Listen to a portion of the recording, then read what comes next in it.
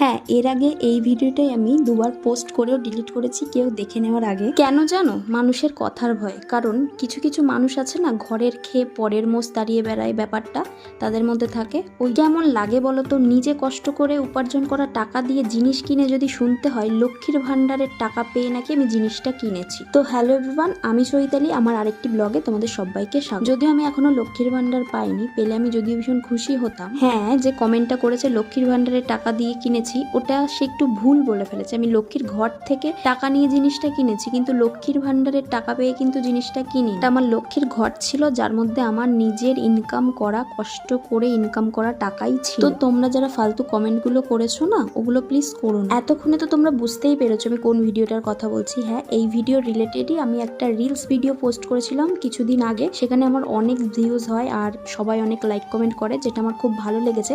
তবে তার মধ্যে কিছুজন ছিল যে খুব নেগেটিভ কমেন্ট করেছে। তার মধ্যে একজন বলেছিল যে আমি লক্ষ্মীর ভান্ডারের টাকা দিয়ে নাকি জিনিসটা কিনি, আর একজন বলেছে যে 3 স্টার এসি চালাবে না বিল ভরবে। দেখো ভাই, যখন জিনিসটা কিনছিলাম তখন তো আমাদের মাথায় একটু হলেও বুদ্ধি ছিল যে জিনিসটা কিনছি সেটার বিলও ভরতে হবে। তো সেই বুঝেই কিন্তু আমরা জিনিসটা নিয়ে এসেছি আমাদের ঘরে। মানুষকে কিছু ভালো ভালো কথাও তো বলা যায়, তাই না? কিছু কিছু পাবলিক আছে, কি বলবো। তো বেসিক্যালি এই কারণগুলোর জন্যই আমি ভিডিওটা পোস্ট করেও দুবার করে আবার ডিলিট করে দিয়েছি, যে আবার কে কি বলবে। তারপরে বললাম কে কি বলবে না বলবে ওটা ভেবে তো আমার লাভ নেই। আমি ভিডিওটা যখন করে রেখেছি তখন আমি আপলোড করেই দিই, কারণ ভিডিও করতে অনেকটা কষ্ট হয় ভাই। তো দেখো, এই যে দাদাদের কিন্তু কাজ হয়ে গেছে আমাদের ঘরের, এখন কিন্তু আউটডোরে চলে গেছে, যে আউটডোরের মেশিনটা আছে সেটা লাগানো। আর এই যে আমাদের এসি লাগানো কমপ্লিট।